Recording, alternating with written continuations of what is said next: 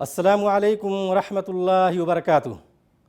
محترم حضرات، بھائیوں اور بہنوں، کرونا وائرس جیسے خطرناک اور مہلک وبا کی روک تھام اور اس کے پھیلاؤ کے ڈر کی وجہ سے جب مساجد کو بند کرنے کا فتویٰ سامنے آیا تو کچھ جذباتی قسم کے لوگوں نے اس کی مخالفت کی اور اسے یہ کہہ کر کے مسترد کر دیا کہ مساجد میں نماز کی ادائیگی کی وجہ سے انسان بیماریوں سے محفوظ رہتا ہے، جبکہ ہم دیکھتے ہیں کہ بہت سارے ائمہ اور فقہا نے اس بات کی وضاحت کی ہے کہ خوف اور ڈر یہ ایک شرعی عذر ہے جس کی وجہ سے ایک شخص کا مسجد میں جمعہ اور جماعت کے لیے حاضر نہ ہونا یہ عذر ہے اور اس کے لیے جائز ہے کہ وہ ایسی صورت میں مساجد میں جمعہ اور جماعت کے لیے حاضر نہ ہو۔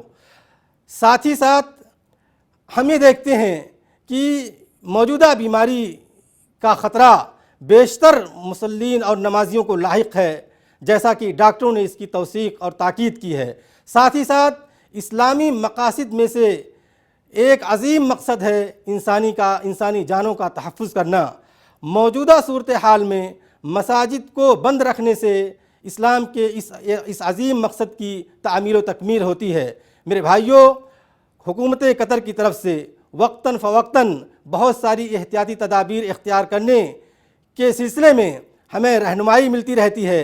ہمیں چاہیے کہ ہم اپنے آپ کو اس بیماری سے اور اس خطرناک بیماری سے محفوظ رکھنے کے لیے اور دوسروں کو بھی بچانے کے لیے ان ہدایات پر عمل کریں۔ والسلام علیکم ورحمۃ اللہ وبرکاتہ۔